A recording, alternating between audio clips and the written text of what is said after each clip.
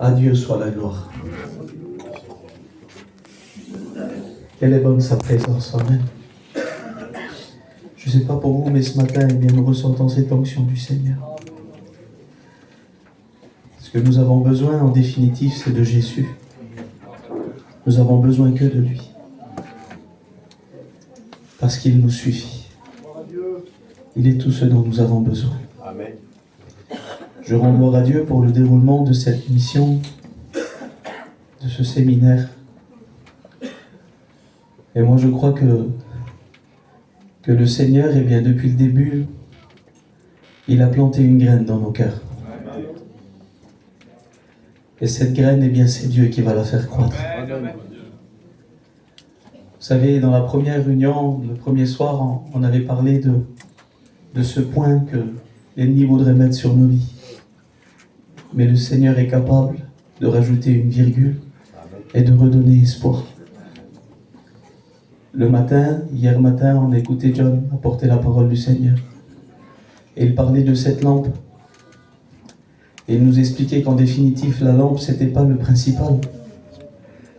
Même si on a la plus belle lampe, mais qu'à l'intérieur, il n'y a pas d'huile, ça ne servirait à rien. C'est pas ce que nous voulons que nous soyons remplis ce matin. Hier après-midi, Tyrone a fait cette réunion. Il a parlé eh bien, d'aller chercher nos frères. Nos frères qui sont tombés, nos frères qui sont blessés.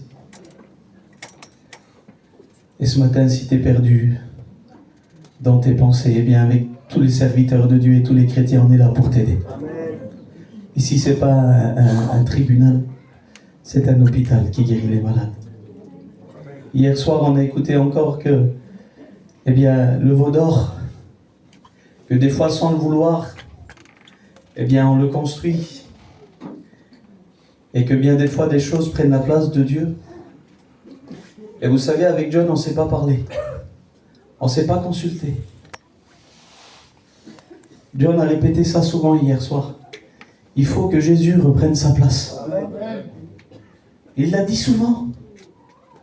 Et moi, avant de venir ici, je crois à la direction de Dieu. Dieu avait mis un mot dans mon cœur. Et je ne lui ai pas dit à John. Mais quand hier il prêchait, je doutais sur ma chaise et je disais, Seigneur, j'apporte toujours le message demain. Je dis, il a déjà tout dit. Il semblerait que c'était pratiquement mot pour mot la direction de ce que Dieu voulait dire. Et toute la nuit, je vous le dis en vérité, j'étais tracassé dans mon cœur. Mais le Seigneur me disait, apporte ce message. Apporte ce message. Et je voudrais rester dans la direction de Dieu. Amen. Je voudrais rester dans ce que Dieu voudrait nous dire ce matin. Et le mot, c'est tout simple. Mais le Saint-Esprit ne se trompe pas. Amen. Retrouvez Jésus. On ne s'est pas parlé, John, hein? Mais le Saint-Esprit nous a mis ce mot dans nos cœurs. Et je crois que ces 3 jours, ils sont pour qu'on retrouve notre intimité avec lui. Qu'on retrouve les valeurs en Dieu. Et que s'il y aurait des choses qui auraient pris sa place, eh bien ce matin, ces choses-là, on veut les enlever, nous. Et on veut qu'ils soient le centre. On veut retrouver Jésus. Gloire à Dieu. Je voudrais lire avec vous un passage dans la Bible. Après, je voudrais que Eric, serviteur de Dieu, prie pour nous. Ceux qui ont la parole de Dieu ont fait cette première lecture dans l'évangile de Luc, au chapitre 2 et au verset 41. C'est un passage très connu de la Bible et je voudrais qu'on lise ensemble. Les parents de Jésus allaient chaque année à Jérusalem, à la fête de la Pâque. Et lorsqu'il fut âgé de 12 ans, ils y montèrent selon la coutume de la fête. Puis quand les jours furent écoulés et qu'ils s'en retournèrent, l'enfant Jésus resta à Jérusalem. Son père et sa mère ne s'en aperçurent pas. Croyant qu'il était avec leurs compagnons de voyage, ils firent toute une journée de chemin. Et ils le cherchèrent parmi leurs parents et leurs connaissances. Mais ne l'ayant pas trouvé, ils retournèrent à Jérusalem pour le chercher. Au bout de 3 jours, imaginez-vous 3 jours de recherche, C'est pas pour vous, mais ça vous a déjà arrivé de perdre un enfant dans un centre commercial? Ou au bord d'une plage, ou dans un lieu public? Il semblerait que les minutes, c'est plus des minutes, c'est des heures. Il semblerait que les heures, ça devient des jours. Il semblerait qu'une minute, et il semblerait que ça devient quelque chose d'interminable. Il y a cette angoisse qui vient sur nous. Et là, eux, pendant 3 jours. Mais au bout de 3 jours, la Bible dit qu'ils le trouvèrent dans le temple, assis au milieu des docteurs, les écoutant et les interrogeant. Et tous ceux qui l'entendaient étaient frappés de son intelligence et de ses réponses. Quand ses parents le virent, ils furent saisis d'étonnement et sa mère lui dit « Mon enfant, pourquoi as-tu agi de la sorte avec nous? Voici ton père et moi, nous te cherchions avec angoisse. » Il leur dit « Pourquoi me cherchiez-vous? Ne saviez-vous pas qu'il faut que je m'occupe des affaires de mon père ?» Mais ils ne comprirent pas ce qu'il leur disait. Parce que des fois on est trop agité et quand Dieu nous parle on ne comprend pas. Puis il descendit avec eux pour aller à Nazareth et il leur était soumis. Et sa mère gardait toutes ces choses dans son cœur. On dit Amen ensemble? Seigneur, ce matin, nous voulons tout remettre entre tes mains. Nous voulons, Seigneur, remettre, Seigneur, également toutes les personnes qu'il y a ici. Parce que tu les connais. Je t'aime, Seigneur, le message que tu vas annoncer ce matin, Seigneur, par ton loin, celui que tu as rempli, celui que tu lui as demandé, Seigneur, d'annoncer ce message. C'est parce que, Seigneur, il y a certainement, Seigneur, et j'en suis certain, des personnes, Seigneur, qui t'ont perdu. Seigneur, ce matin, tu envoies, Seigneur, un cortège d'amour pour les ramener à toi. À travers ta parole, Seigneur, tu vas, Seigneur, faire rentrer, Seigneur, par le moyen de ton esprit. Et nous en sommes convaincus dans les cœurs, afin que les cœurs, à la fin de cette matinée, puissent tous revenir à toi. Je te prie, mon Père, dans le nom de Jésus, par le moyen du Saint-Esprit, d'agir maintenant. Amen. Merci pour la grâce que tu nous donnes, Seigneur, de voir ta gloire. Merci parce que tu vas bénir. Gloire à Dieu. Merci parce que tu as déjà béni. Amen. Remplis-nous de ton Oui, esprit. Seigneur, merci. Remplis-nous Merci, de ta Jésus. parole. Merci, Jésus. Merci, Amen. Seigneur. Amen. On dit Amen ensemble. Amen. Eh bien, lorsqu'on lit ce passage de la parole de Dieu, Luc 2, verset 41, eh bien, c'est pas un passage qui relate un miracle, qui relate une guérison, ou qui relate, eh bien, une résurrection. Si moi, j'aurais été peut-être Luc, celui qui a écrit l'évangile de Luc, cette histoire, je ne sais pas, Seigneur, je me serais peut-être concentré un petit peu plus sur les miracles, un petit peu plus sur les guérisons, et cette histoire, je ne sais pas. Mais Luc, lui, en écrivant l'évangile, il est inspiré de Dieu. Parce que la Bible dit que toute écriture est inspirée de Dieu. Et Dieu, lui, il ne veut pas nous montrer que les bons côtés. Il veut nous montrer aussi des erreurs que des hommes et des femmes de Dieu ont fait. Vous savez, nous, des fois, eh bien, on aurait facilité à expliquer les choses bien qu'on a fait. On a été là-bas, on a fait ça, il y a eu les bénédictions. Mais il semblerait que des fois, nos erreurs, on ne voudrait pas trop les dire. On voudrait les garder pour nous, pour que personne ne le sache. Mais Dieu, c'est pas pareil. Dieu, lui, ne cache rien. Il est capable de montrer les points forts des hommes et des femmes de Dieu, mais il est aussi capable de nous montrer leurs points faibles. Amen. Parce que des fois, eh bien, dans nos exploits, eh bien, on n'apprend pas beaucoup de choses des fois. Mais des fois, c'est dans nos erreurs qu'on apprend plus. Et je ne sais pas pour vous, mais on peut être un homme de Dieu comme vous voulez, une femme de Dieu extraordinaire, mais on reste un homme. On reste des hommes faibles, avec des capacités des fois, eh bien, qui sont, eh bien, dépourvues. Eh bien, des fois, dans nos vies, eh bien, on n'est pas toujours au top. On n'est pas toujours, eh bien, au sommet. Et il y a des jours où ça ne va pas, avouons-le, il y a des jours où c'est compliqué.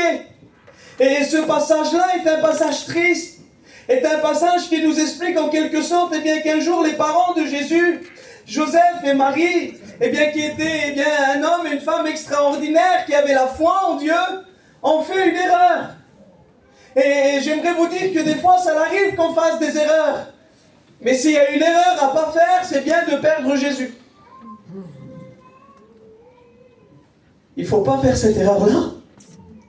Ça nous arrive des fois de mettre un genou à terre, ça nous arrive des fois d'être fatigué, mais il ne faut pas perdre Jésus. Écoutez, dans la parole de Dieu, il y a Job. Job, lui, il a tout perdu, mais il n'a pas perdu Dieu. Mais Saül, lui, c'était différent. Lui, il a tout gardé. La couronne, le trône, le palais, tout ce que vous voulez. Il a juste perdu l'onction de Dieu. Il est mort malheureux. Eh bien, écoutez, ce matin, si on a perdu des choses, Amen. Dieu va nous les faire retrouver. Amen. Et j'ai voulu voir quelle est l'importance de cet enfant qu'ils vont perdre. Quelle est l'importance de ce jeune enfant qui a 12 ans? Qu'est-ce qu'il a de plus qu'un autre? Pourquoi c'est si important? Et j'ai voulu voir quelle est l'importance de cet enfant qu'on appelle Jésus, qui a 12 ans à ce moment-là. Et quelle est la gravité de l'erreur qu'ils vont faire, qu'ils l'ont perdu. Et pour comprendre eh bien, la gravité de l'erreur que Joseph et Marie vont faire à ce moment-là, pour comprendre l'importance de qui ils ont perdu, eh bien il faut remonter dans les premières pages de la Bible. Lorsqu'on lit les premières pages de la Bible, vous le savez, Dieu va placer eh bien, Adam et Ève dans le jardin d'Éden. Et lorsqu'il va les placer dans le jardin d'Éden, eh bien, la Bible dit que Dieu va les placer dans un environnement où tout était fait pour qu'ils soient heureux, avec une condition. Il va leur dire, vous pourrez manger de tous les arbres du jardin, mais de l'arbre de la connaissance du bien et du mal, vous n'en mangerez pas, car le jour où vous en mangerez, vous mourrez. Mais comme vous le savez, la Bible dit que ce serpent, qui est le diable, Satan, va s'introduire là et va semer le doute, va semer le trouble dans le cœur de Ève. Il va dire, Dieu a-t-il réellement dit? Et Ève, eh bien, va se laisser tromper, va se laisser séduire. Et par ce discours du serpent, eh bien, Ève, eh bien, va prendre du fruit. Ce fruit qui était défendu, que Dieu avait dit non. Elle va le prendre, elle va en manger. Lorsqu'elle va en manger, elle va donner aussi à son mari. Au moment où ils vont en manger, ils vont consommer, où ils vont faire ce que Dieu avait interdit, où ils vont désobéir à Dieu, et bien à ce moment-là, le mot péché va apparaître. Et le mot péché en hébreu, ça veut dire kata. Et le mot kata, ça veut dire manquer le but. Passer à côté du plan de Dieu. Passer à côté de ce que Dieu avait prévu pour nous. Et à ce moment-là, eh bien, la Bible dit, et vous le savez, une scène terrible va se passer. La Bible dit qu'ils vont se voir, eh bien, dans l'état où ils sont. Ils vont se voir dans la honte. Et là, eh bien, Adam et Ève, ils sont là, ils ont désobéi à Dieu. Et la Bible dit que la voix de l'Éternel va parcourir le jardin vers le soir. Et Dieu va dire ces mots. Adam, où es-tu? Et moi, je crois que ce matin, la voix de Dieu est en train de parcourir la salle. Et de te dire, mon frère, ma soeur, où es-tu? En quelque sorte, qu'est-ce que tu as fait? Pourquoi tu n'es plus là où je t'ai placé? Où es-tu? Et Adam, il va dire ça, il va dire, j'ai écouté ta voix dans le jardin et je me suis caché parce que j'ai eu peur. C'est la première fois qu'on écoute le mot peur dans la Bible. S'ils n'auraient pas désobéi, ils n'auraient jamais eu peur. Mais des fois, le péché et les choses du monde que nous touchons nous font vivre des choses qu'on n'aurait jamais dû vivre. Parce que tant que tu es dans la présence de Dieu, tu n'as pas peur, tu as la foi. À ce moment-là, ils ont péché, ils ont eu peur. Et là, la Bible dit que voilà, les voilà dévoilés. Et là, la Bible dit qu'une scène terrible va se produire. Et je vous coupe au plus court, c'est pour rentrer dans mon message, je vous dis tout ça. Dieu va appeler l'homme, va appeler la femme. Il va convoquer le serpent. Et là, Dieu va prononcer 4 sentences. Quelque chose de terrible. Adam, au travers du péché, va plonger toute la race humaine eh bien, dans le péché, dans la désobéissance. Parce que la Bible dit que par un seul homme eh bien, est entré dans le monde le péché et la mort. Et là, c'est quelque chose de terrible. Tout va se plonger dans les ténèbres. Tout ce que Dieu avait prévu pour eux, eh bien, ils vont se détourner. Et là, c'est une scène terrible qui va se passer. Dieu va prononcer 4 sentences. Il va prononcer une sentence sur l'homme, une sentence sur la femme, une sentence sur le serpent, une sentence sur la terre. C'était quelque chose de terrible, de dramatique qui était en train de se passer. Il y a une brisure qui s'est faite. On appelle ça la brisure du monde. Et lorsque cette brisure du monde va être faite, eh bien, tout cet équilibre va être bouleversé. Et là, Dieu va prononcer les sentences. Seigneur, quelle scène terrible que commencent les premières pages de la Bible. Eh bien, Dieu va prononcer les sentences, mais au milieu des sentences que Dieu va prononcer, des paroles terribles que Dieu va prononcer, Dieu lui-même, pas un prophète, il va annoncer le plus grand message d'espoir de toute l'humanité. Dieu va dire en quelque sorte, dans Genèse 3,15, il va dire ça. Il va s'adresser au serpent, il va dire, la postérité de la femme t'écrasera la tête. Et tu lui blesseras le talon. Et là, Dieu, en quelque sorte, il est en train de dire, écoute, tout ce qui se passe aujourd'hui, tout ce qui est détruit aujourd'hui, il y aura un homme qui viendra. Amen. De la postérité de la femme. Ça sera le fils qui naîtra de la femme. Il t'écrasera la tête. Amen. Et là, Dieu est en train de prononcer le plus grand message d'espoir de toute l'humanité. Dieu est en train d'annoncer qu'il viendra un homme qui rétablira toutes choses. Cet homme, on l'appelle le Tikkun Olam, le réparateur de la brisure du monde, celui qui réparera tout. Et cette prophétie va traverser tout l'Ancien Testament en passant par la bouche des prophètes. Amen. Seigneur. Cette prophétie va traverser tout l'Ancien Testament parce que lorsque Dieu dit quelque chose, ça a du poids. Amen. Ésaïe, inspiré du Saint-Esprit, va prophétiser, il va dire, Ésaïe 7,14, voici, la jeune fille aura un fils, et on lui donnera le nom d'Emmanuel. Michée 5, verset 1, il va dire ça, et toi, Bethléem, Ephrata, petite entre les milliers de Juda, de toi sortira pour moi celui qui dominera sur Israël, et dont l'origine remonte aux temps anciens, et au jour de l'éternité. Balaam, inspiré du Saint-Esprit, va dire ces mots, il va dire, je le vois, mais non maintenant, je le contemple maintenant de près.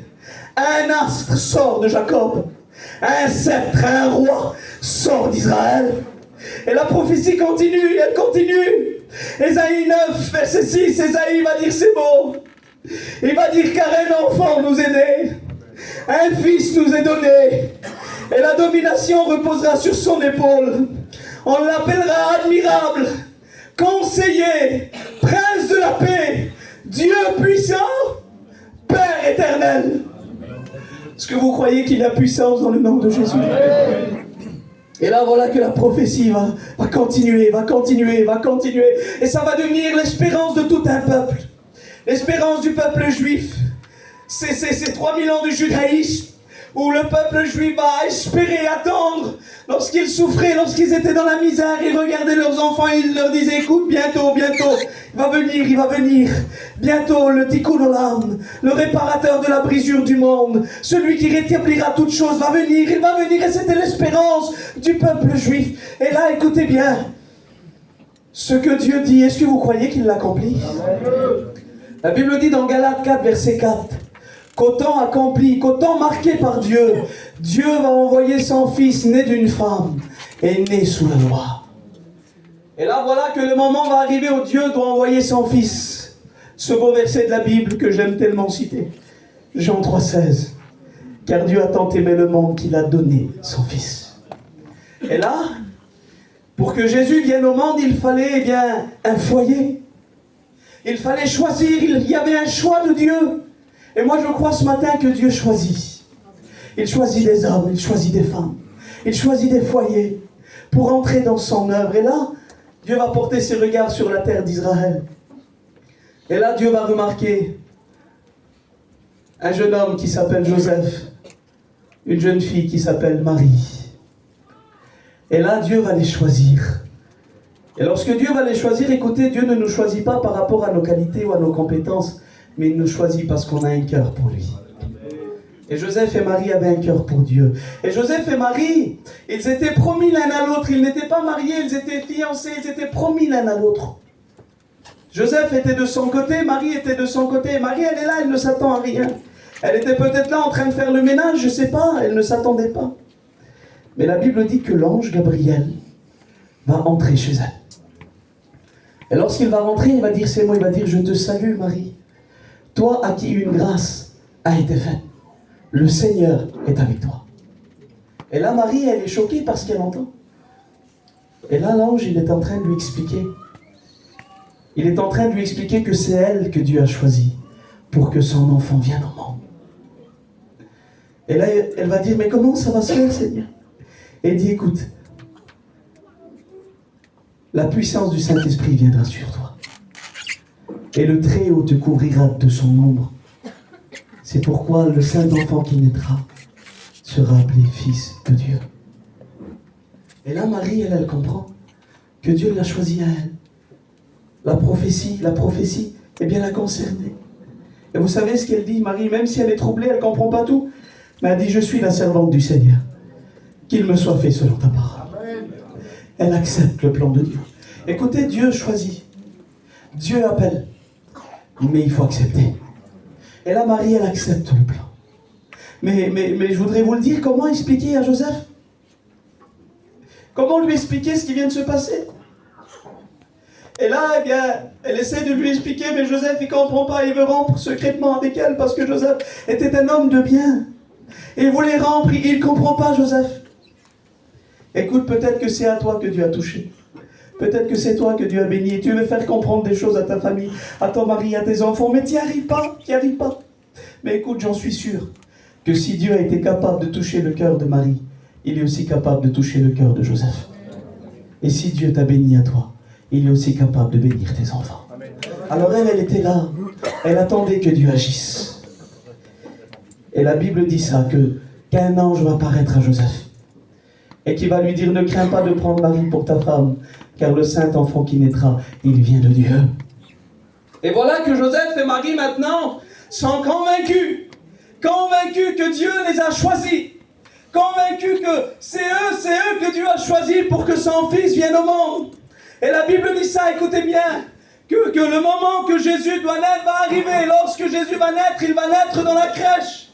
Et lorsqu'il va naître dans la crèche, c'est quelque chose d'extraordinaire, parce que sa naissance va réunir le ciel et la terre, les anges et les bergers.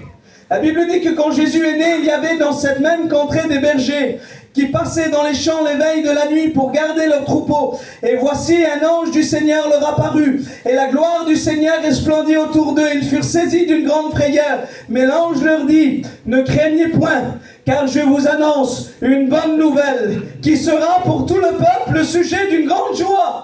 C'est qu'aujourd'hui, dans la ville de David, il vous est né un sauveur, qui est le Christ, le Seigneur.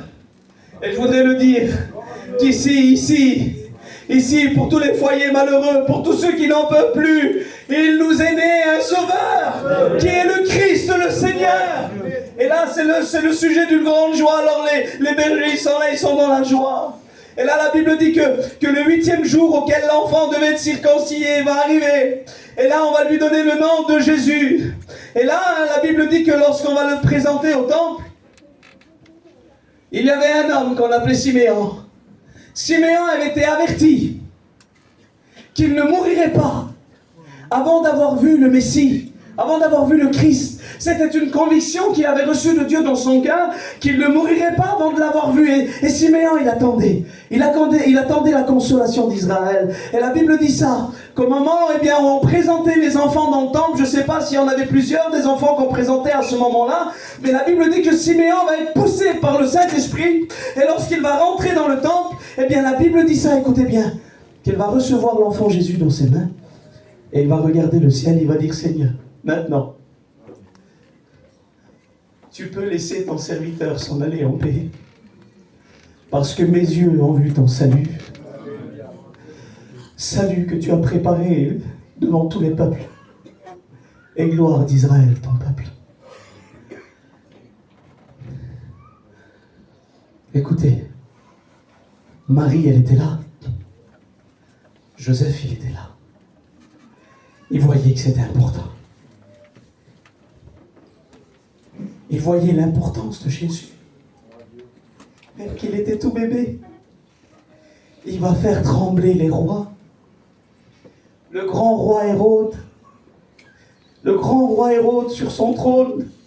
Lorsqu'il va entendre que le roi est né. Écoutez, on ne naît pas roi. On est prince. Prince et après roi. Jésus, lui, il n'est pas prince. Il naît en tant que roi. Il y a puissance dans son nom. Et lorsque le roi des rois va naître, le roi Hérode, il craint, il a peur. Parce que même si Jésus était encore tout bébé, il faisait trembler les rois. Parce qu'il y a puissance dans le nom de Jésus. Amen. Et là, la Bible dit qu'un ange va apparaître à Joseph. Et il va lui dire, Joseph, prends l'enfant et sa mère. Et fuis en Égypte. Parce qu'on en veut à sa vie. Et là, Joseph et Marie, tellement que Jésus c'est tout pour eux. Tellement que Jésus c'est leur passion, que Jésus c'est leur désir, que Jésus c'est leur trésor, que Jésus c'est ce qu'ils ont le plus cher. Tellement que Jésus c'est tout pour eux, qu'ils vont abandonner famille, amis, travail, tout ce que vous voulez, tout derrière eux. Et ils vont s'enfuir en Égypte là-bas comme des étrangers pour pouvoir protéger Jésus. Parce que Jésus c'est tout pour eux. Et la Bible dit ça, écoutez bien, qu'à un certain temps, ils vont revenir. Parce que l'ange va dire, écoute, tu peux retourner maintenant. Parce que ceux qui ont voulu à sa vie sont morts. Et la Bible dit qu'au bout d'un certain temps, Joseph et Marie, avec Jésus, ils vont revenir, ils vont s'installer à Nazareth. Et là, il y a un silence. Et moi, je me permets d'avoir une petite pensée que j'ai dans mon cœur, je voudrais vous la partager ce matin. Imaginez-vous le foyer. Joseph et Marie. Et Jésus, il est là, tout enfant. Joseph, il se réveille dans la nuit. Il regarde. Il dit, Marie, tu te rends pas compte? C'est lui. C'est lui. De qui Michée a prophétisé. De qui Ésaïe. De qui Moïse a parlé de lui. De qui Dieu a dit qu'il écrasera la tête du serpent. C'est lui. C'est Jésus. Il est dans notre foyer. Écoutez, il y a des foyers milliardaires aujourd'hui. Pour moi, le foyer le plus riche qui a jamais existé, c'était le foyer de Joseph et Marie. C'est pas de l'argent et de l'or qu'ils avaient. Ils avaient le trésor du ciel. Amen. Et la Bible, et il y a un cantique qui dit ça. Oh, quelle grâce! Je sais que Jésus vit en moi. Écoutez, je voudrais vous faire une confidence. Et je voudrais vous le dire. Et je voudrais que vous le répétez aussi. Dites à tout le monde que Tyson, c'est un milliardaire. Dites-le à tout le monde. Et moi, je crois qu'il n'y a pas que moi que je suis milliardaire. Tyrone, t'es un milliardaire aussi. John, t'es un milliardaire. On est tous des milliardaires. Comment, Seigneur? Avec ce qu'il y a dans la poche? Non. Avec ce qu'il y a dans notre cœur. On a le trésor du ciel pour nous. On a Jésus. Jésus, c'était tout pour eux. Alors certainement que dans les premiers moments, il devait faire attention à tout. Jésus, fais attention, il a bien mangé. Il n'est pas tombé, mais fais attention, Jésus, ils étaient là, c'était la prunelle de leurs yeux, Jésus, c'était tout pour eux. J'imagine c'était comme ça, parce que c'était le trésor, et là, eh bien, c'était tout pour eux. Alors ils faisaient attention à tout, au moindre fait et geste. Ils faisaient attention que Jésus, il a tout, qu'il a besoin de rien. Ils étaient là à le surveiller, ils étaient là à l'élever, ils étaient là à lui apporter tout ce qu'il y avait. Ils avaient tout l'amour qu'ils avaient, c'était pour lui. Ils étaient prêts à tout pour lui. Et là, au moment où il s'installe à Nazareth, il y a un silence qui semblerait que la Bible ne parle plus. Un silence entre Luc 2,40 et Luc 2,41. Et ça, c'est des années de silence. On ne sait pas combien de temps il s'est passé, mais il y a des années de silence qui se passent. Et je voudrais vous poser une question, c'est pas une question piège ce matin.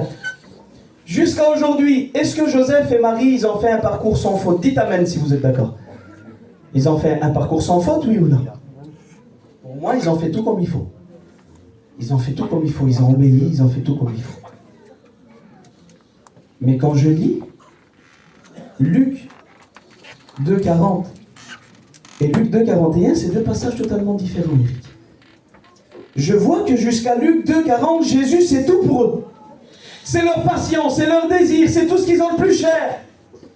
Mais quand on lit Luc 2,41, c'est pas des chapitres, des livres qui passent, c'est un verset. Tellement qu'ils le négligent, qu'ils l'oublient. Et là, je me suis dit, mais Seigneur, il a dû se passer quelque chose entre les deux. Écoute, on ne peut pas devenir rétrograde du jour au lendemain. On ne peut pas être un homme de prière qui prie toute la journée et d'un seul coup, puis prier. On ne peut pas être un homme, une femme qui lit la Bible et que du jour au lendemain, on laisse la Bible comme ça des mois et des mois dans le placard. On ne peut pas être un homme, une femme qui adore Dieu, un foyer qui adore Dieu, et du jour au lendemain, puis prier et vivre un petit peu comme on veut. Il doit se passer quelque chose entre les deux. Écoute, souviens-toi le jour où Jésus est né dans ton cœur. Souviens-toi le jour où Jésus c'était ta passion. Souviens-toi ce jour où tu te réveillais le matin et tu disais Jésus ce matin je veux travailler pour toi. Souviens-toi ce jour où tu te réveillais le matin où tu mettais un cantique et que les larmes coulaient de ton visage et que tu ressentais son amour et tu lui disais juste Jésus je t'aime. Et là tu ressentais sa présence, où tu voulais le serrer dans tes bras, où le soir quand tu rêvais tu voyais Jésus. Au matin lorsque tu te réveillais c'était Jésus. Quand tu mangeais à table, tu n'arrivais même pas à manger, tu pleurais, tu dis Jésus je t'aime. Et quand tu allais dans un foyer, tu respirais l'amour de Jésus. Et partout où tu allais, c'était Jésus, Jésus, Jésus, Jésus. Et tu faisais tout pour protéger ton témoignage. Tu faisais tout pour protéger ta vie chrétienne. Alors quand tu allais travailler, des fois, tu t'arrêtais sur le côté et tu disais Jésus, je t'aime. Ah, quand tu allais vers un copain, tu disais tu veux pas qu'on prie un petit peu? Il faut qu'on parle avec Jésus. Tu te rappelles de ce feu du réveil? Tu te rappelles de ce feu du commencement, ce feu du premier amour que tu avais pour lui? Eh bien, écoutez, il faudrait qu'on revienne au premier amour. Il faudrait qu'on revienne au feu du réveil. Il faudrait qu'on revienne au moment où on était amoureux de lui. Où c'était tout pour nous. Où c'était notre passion, c'était notre désir. Oui, mais... Le temps va passer. 1 an, 2 ans. 5 ans, 10 ans, 20 ans. Et peut-être que tout doucement, je ne dis pas qu'on l'aime plus, mais peut-être que tout doucement, on a commencé à plus l'aimer comme avant. Et qu'on a peut-être commencé à le négliger. Et j'ai voulu savoir, qu'est-ce qui s'est passé entre leur installation à Nazareth jusqu'au moment où ils ont perdu Jésus dans le temple. J'ai voulu savoir ce qui s'est passé. Il semblerait que la Bible ne parlait pas. Je dis Seigneur, mais qu'est-ce qui s'est passé entre Luc 2,40 et Luc 2,41? Parce que là, t'es tout pour eux. Et un verset plus loin, tellement qu'ils te négligent, ils te perdent. Et Dieu m'a parlé, j'ai cherché, Dieu m'a donné une réponse. Et je voudrais vous donner la réponse que Dieu m'a donnée. Est-ce que vous voudriez la savoir? Je vous le dis en vérité, combien j'ai pleuré sur ce verset-là. C'est un passage que pour vous, Seigneur, en le lisant comme ça, mais quand je l'ai lu, moi, si vous sauriez comment Dieu m'a parlé. Ceux qui ont la Bible, Marc 6, et verset 3. Un verset tout simple, mais j'ai pleuré toutes les larmes de mon corps sur le verset-là. N'est-ce pas là le charpentier, le fils de Marie, le frère de Jacques, de José, de Jude et de Simon? Et ses sœurs ne sont-elles pas ici parmi nous? Alors pour vous ça peut paraître tout simple, mais là Dieu, moi, il m'a donné ma réponse à moi, que j'attendais depuis des mois. Et là je me mets à pleurer, mais Seigneur, je dis... Et là il semblerait que ça a commencé à s'éclairer. Et c'est ça le message que je voudrais vous apporter ce matin. Là je rentre dans le petit message que Dieu m'a donné. Et je voudrais vous faire comprendre ce que Dieu m'a fait comprendre à moi. Et là il semblerait que quand j'ai lu ce verset, c'était comme un puzzle. Un puzzle qui manquait une pièce manquante. Et là la pièce manquante a s'est mise. Et là j'ai tout compris. J'ai dit Seigneur, j'ai compris pourquoi ils t'ont perdu. J'ai compris pourquoi ils t'ont perdu. Et là le verset nous donne la réponse. Vous savez pourquoi ils ont perdu Jésus? Parce que entre le moment où ils se sont installés à Nazareth, jusqu'au moment où Jésus a 12 ans et qu'ils le perdent, il s'est passé un temps. Et dans ce temps-là, Marc 6,3 nous dit ce qui s'est passé dans les années de silence. C'est que dans le foyer de Joseph et Marie, où Jésus était le premier, où Jésus était l'unique, où Jésus était le seul, il va commencer à naître d'autres enfants. Ah oui, d'autres enfants. Je vous apprends rien, c'est la Bible qui le dit. Lisez-le. Et là, quand je lis ça, je dis Seigneur. Et là, dans le foyer, là, écoutez bien. Jésus, il est là. Vous êtes d'accord avec moi? Et là, il va naître un petit enfant. Et ce petit enfant, on va l'appeler Jacques. Et Jacques, en grec, ça veut dire Iacobos. Et Iacobos, ça veut dire celui qui supplante, celui qui remplace et qui prend la place de quelqu'un. Qu'est-ce qui a pris la place de Jésus dans nos foyers? Qu'est-ce qui a pris la place de Jésus dans nos vies? Jacques, il est. Alors là, Jésus, il est là, mais il y a Jacques aussi. Après, il y a un autre petit enfant qui va naître. On l'appelle Jude. Donc, ça fait 3 maintenant. Après, il y en a un autre qui va naître. On l'appelle José. Là, maintenant, il y en a 4. Après, il y en a un autre qui va naître. On l'appelle Simon. Donc, il y en a 5. Et minimum 2 sœurs. Parce que quand il dit ses sœurs, donc ça veut dire plusieurs et pluriel. Donc, 7. Et là, je comprends que Jésus dans la maison, il fait plus partie, il n'est plus fils unique, mais maintenant il fait partie d'une famille nombreuse. Ah oui, une famille nombreuse. Et maintenant, que vous le voulez ou pas, ça change. Ça ne peut pas rester pareil. Écoutez, je m'adresse à des pères, à des mères de famille, je prends la liberté de le dire ce matin. Quand il n'y en a qu'un, c'est tout pour lui. Vous êtes d'accord avec moi? Il mange du McDonald's tous les jours. Tous les sous qu'on a, les derniers 50 €, on les donne pour lui acheter des baskets. Des bonbons, tout ce qu'il veut. Dès qu'il pleure, mon fils, qu'est-ce qu'il y a, mon? Mais quand il y en a 2, quand il y en a 3, 4, 5, 6, moi je fais partie d'une famille de 7 enfants, 7 à la maison. Je fais partie d'une famille de 7 enfants. Et moi j'étais l'avant-dernier. Cette place que personne ne veut. Le premier, il a toute l'importance. Le dernier, c'est le plus aimé. Et moi j'étais là, intermittent. Et mon petit frère, il a pris toute la gloire en plus. Alors pour attirer le regard de mes parents, Tyrone, c'était dur. C'est pas qu'ils m'aimaient pas, mes parents, ils m'aimaient. Oui, mais il y en avait trop. Il fallait regarder l'autre, il fallait s'occuper de l'autre, il fallait s'occuper de l'autre et de l'autre aussi. Et il y avait le petit dernier qui était là et qui rangeait, il fallait s'occuper de lui aussi. Et moi j'étais là, pour attirer le regard de mes parents, c'était dur. Pour que mon père, il me regarde et qu'il me parle, c'était dur. Il fallait que je travaille pour attirer son attention.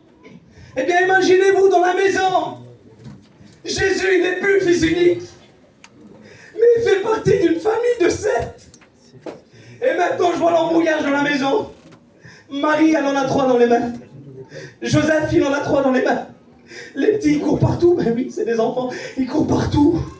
Ils crient, ça pleure, ça se réveille le soir. Il faut les nourrir, il faut les laver, il faut tout faire. Et là, c'est compliqué parce qu'il faut courir après les petits, il faut courir après les petites. Et là, l'autre, il a mangé, maintenant, il faut donner à l'autre à manger. L'autre, il a bu, il faut donner à l'autre à boire. Maintenant, l'autre, il s'est sali, il faut le laver. Et imaginez-vous l'embrouillage dans la maison. C'est plus, fais attention à Jésus. Est-ce que Jésus, c'est plus ça? C'est l'embrouillage dans la maison, c'est l'agitation. Et Jésus, lui, il est là. Il dit rien. Mais il voit tout ce qui se passe.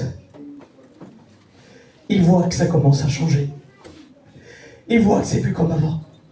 Il voit que c'est plus pareil. C'est pas qu'il l'aimait plus. Mais c'est qu'ils peuvent plus l'aimer comme avant. Parce que l'amour qu'ils avaient pour lui, qui était seul, ils doivent le partager en 7 maintenant.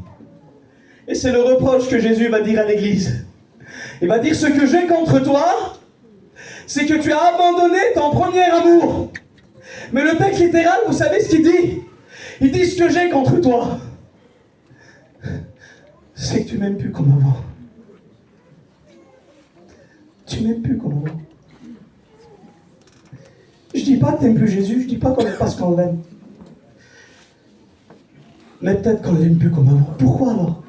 Parce que peut-être que dans ton cœur, à côté de Jésus, est né un petit enfant qui s'appelle Jacques. Et Jacques, c'est quoi? Alors je voudrais le dire. Jacques, ah ben, c'est peut-être mon petit projet. Le petit projet que j'ai. Et je me concentre tout pour mon projet. Alors je vais faire ça. Je vais faire comme ça. Je vais construire comme ça. Je vais agir comme ça. Et il faut que je passe tant de temps là. Et il faut que je fasse comme ça parce qu'il faut ça aussi. Et il faut ça aussi. Et après il faut ça aussi. Et sans le savoir, on passe plus de temps avec Jacques qu'avec Jésus. Écoutez, je ne suis pas contre les projets. Que Dieu nous donne des maisons, des terrains, je ne suis pas contre ça.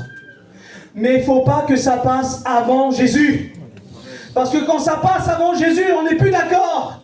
Jésus ne veut pas toutes les places. Il veut la première. Tu peux avoir tout ce que tu veux. Mais il faut que ça soit lui le premier. Au moment où ça prend sa place, on n'est plus d'accord. Il faut qu'il reste le premier. Il faut qu'il reste le premier. Amen. Mais des fois, trop de temps à construire, à bâtir, à faire ci, à faire ça, à faire ci. Et là, l'agitation est dans notre cœur. Et là, on est en train de réfléchir et toute la journée, Jacques. Et pas le temps pour Jésus. Peut-être que dans ton cœur, à côté de Jésus, est né un Jude. Et Jude, c'est quoi Jude, Seigneur? Un Jude, regardez, c'est tout simple. C'est peut-être lui là. On en a tous un. On a besoin pour mettre le GPS, pour rappeler comment voulez-vous, c'est comme ça, c'est la vie. Mais vous savez qu'il y en a qui vivent plus sans ça. Ils vivent plus sans ça. Il semblerait que si on vient à la réunion, qu'on a oublié la Bible, ben Seigneur, je la prendrai un autre jour. Mais si on a oublié le téléphone, on est capable de faire 30 km, de retourner et de revenir à la réunion en retard, parce qu'on l'a oublié. Et on est là. Toute la journée, Jude. Les réseaux sociaux. Et voilà, les TikTok, les WhatsApp, les Instagram. Et toute la journée, ben, ce qu'on mange, ce qu'on boit, ce qu'on vit, ce qu'on parle. On est toute la journée là. Le matin, on se réveille, c'est Jude. C'est plus Jésus, je t'aime. C'est maintenant, c'est Facebook, Twitter, Instagram. On mange, je sais plus, merci Jésus.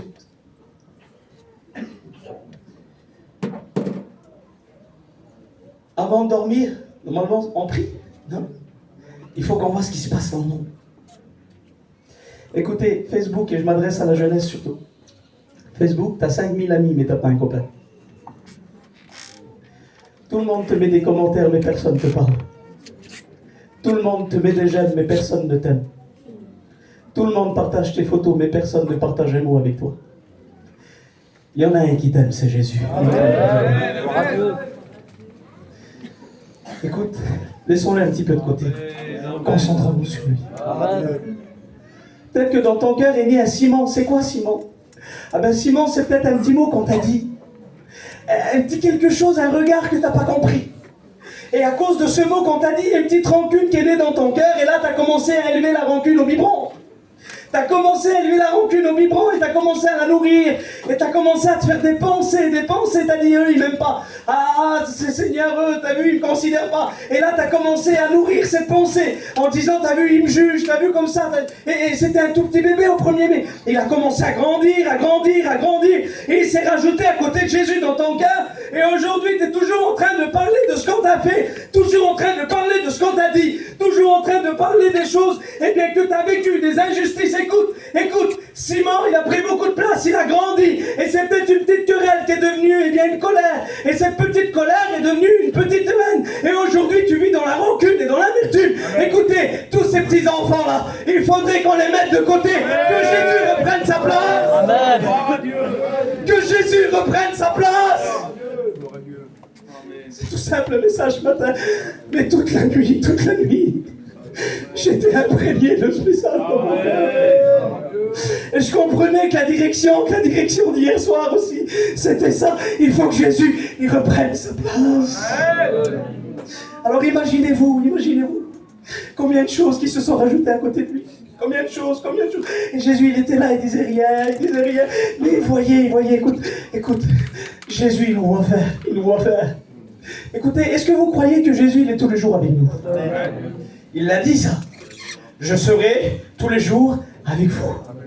S'il est avec moi, ça veut dire que le matin, quand je me réveille, il est dans mon petit camion quand je vais chiner. Et il attend que je lui parle, Eric.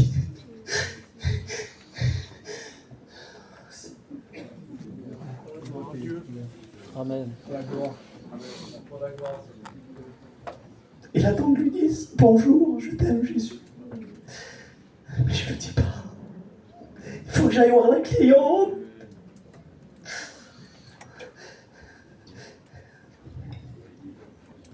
Et lui, il est là, il attend, mais il n'y a rien. Alors on travaille toute la journée.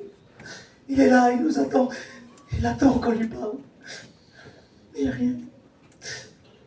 Quand tu es tout seul chez toi, il attend. Il attend que tu lui parles. Tu es tout seul dans ton salon et là, allez, Jude. Capable de voir des films pendant des heures et des heures. Des films des fois qui veulent rien dire. Mais on est là, on est subjugué. Je suis pas contre la télévision. Je suis pas contre le téléphone. Mais vous croyez pas que ça prend trop de temps dans nos vies et dans nos foyers?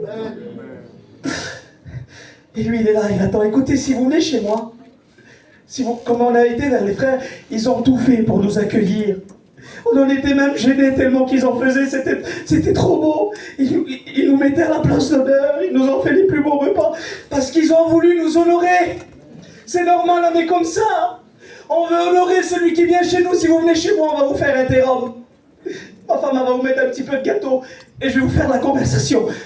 Et je vais faire tout pour que tu sois à l'aise. Que quand tu sors, tu dis, c'est un bon frère, t'as vu, il m'a parlé. Imaginez-vous, Jésus, il est tous les jours avec nous. Tous les jours, 24 heures sur 24. Et des fois, on prend même pas 5 minutes pour lui dire bonjour. Pour lui dire, Seigneur, je t'aime. Pour lui dire, Seigneur, je t'aime. Non. Il semblerait qu'on se concentre sur nos affaires, pris par le monde, pris par les affaires. Et lui, il est là, il attend qu'on lui parle. Mais il n'y a rien.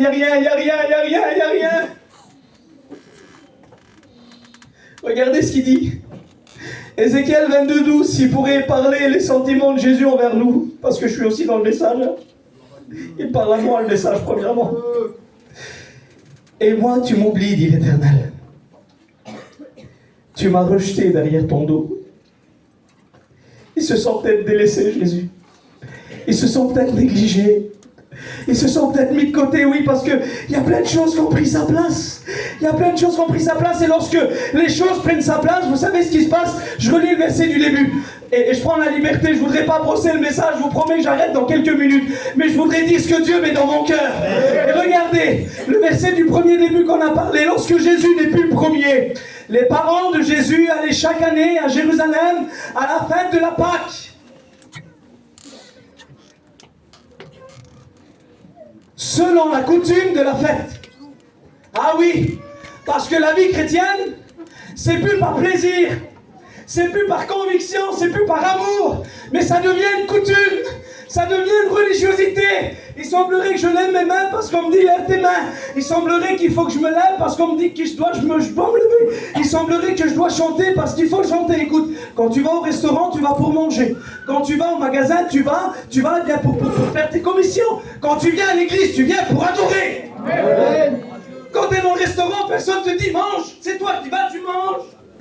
Quand tu vas dans le magasin, personne te dit prends et mets dans le panier. Tu sais que tu vas pour ça. Et bien quand tu viens ici, tu viens dans la maison de l'Éternel. Et la Bible dit entrez dans ses portes avec des louanges et des adorations. Mais il semblerait qu'il faut qu'on te dise. Comprenez pas qu'il faudrait qu'on se réveille et qu'on le loue et qu'on l'adore à lui. T'es venu pour ça, pour le louer. Mais il semblerait que notre vie chrétienne est devenue une coutume, une religion, et on se dit ça. J'attends le mardi, je vais aller à la réunion. J'attends le vendredi, et j'attends le dimanche. Gloire à Dieu, c'est beau, il faut être fidèle dans les réunions. Soyons toute notre vie fidèles, parce qu'il faut être fidèle, parce qu'on a besoin de vous. Mais chez nous, est-ce qu'on prie encore? Est-ce qu'on lit la Bible? Un jour, ça m'est arrivé d'aller vers un chrétien, et je lui ai dit, mon frère, je voudrais te lire un verset. Tu peux pas me donner ta Bible? Et là, le chrétien dit à sa femme, ma femme, la Bible, elle est où? C'est grave. Elle est où la Bible? Alors ils sont mis à chercher la Bible. 2 minutes, 3 minutes, ils étaient tout gênés. Je dis, laisse tomber, je vais aller chercher la mienne. Et la femme, elle a retrouvé la Bible. Dieu m'en est témoin, c'est vrai ce que je vais vous dire. il y avait ça de poussière sur la Bible. Croyez que c'est normal? C'est pas normal. Il faut que le chrétien vive. L'homme ne vivra pas seulement de pain, mais de toute parole qui sort de la bouche de Dieu. La Bible, c'est la bouche de Dieu qui nous parle. Nous avons besoin d'être alimentés par la parole. Mais j'aimerais vous dire ça, s'il n'y a plus de réunion, si on n'a plus de bâtiment, si on n'a plus rien, notre vie chrétienne, elle est où? Il semblerait qu'il nous faut juste un programme pour prier, pour dire non, non. Jésus il a dit, mais quand tu pries, rentre dans ta chambre, ferme la porte derrière toi et ton Père qui voit dans le secret, il te le rendra. Il y a combien de temps que Jésus nous attend dans nos chambres pour prier et lui parler, mais on n'y va pas, on n'y va pas, on n'y va pas. Il est temps qu'on rentre dans les chambres pour prier. Il est temps qu'on se remette tout seul chez nous avec la Bible, une soif de la parole et vivre la vraie vie de Dieu dans l'intimité et la consécration. Et là, écoutez bien. Écoutez, je voudrais qu'on ferme nos yeux. Je sens une onction de Dieu. Je voudrais que tu fermes tes yeux. Ils ont été fêter la fête selon la coutume. C'est plus par plaisir. Et je voudrais ce matin, je voudrais qu'on réalise la gravité de ce qui est en train de se passer. Il faut que Jésus reprenne sa place. Il faut qu'il reprenne sa place. Et là, ils vont le perdre. La Bible dit que quand la coutume, quand la fête de Pâques va se terminer, ils vont rentrer chez eux. Et quand ils vont rentrer chez eux, certainement que Joseph et Marie sont là. Joseph doit dire à Marie, alors Marie, les petits ils sont là, les bagages ils sont là, t'as tout ramassé? Oui, c'est bon, j'ai tout ramassé. Et là, ils s'en vont. Oui, reste les yeux fermés. Mais ils ne s'aperçoivent même pas que Jésus n'est plus là. Écoute, il ne te manque pas Jésus. Ça ne te manque pas sa présence. Ça ne te manque pas de pleurer, d'être brisé, de crier. Ça ne te manque pas. Écoute-moi, ça me manque. Quelques jours sans ressentir sa présence, je suis malheureux. L'homme le plus malheureux du monde. Tu ne peux pas vivre sans sa présence. Il faut qu'il revienne. Amen. Il faut qu'il revienne. Il faut qu'il revienne. Il faut qu'il revienne. Il faut qu'il revienne. Écoute, tu voudrais pas qu'il reprenne sa première place dans ta vie? Moi, je voudrais. Moi, je suis le premier. Je lève ma main, Seigneur. Oh, et fort, je la lève comme ça vers le ciel. Il faut qu'il revienne. Toi, tu voudrais? Tu le voudrais? Vas-y, lève ta main avec moi. Dieu te voit, Dieu te voit, Dieu te voit. Écoute, je vais dire plus, lève-toi. Gloire à Dieu, levez-vous. Gloire au Seigneur. Gloire au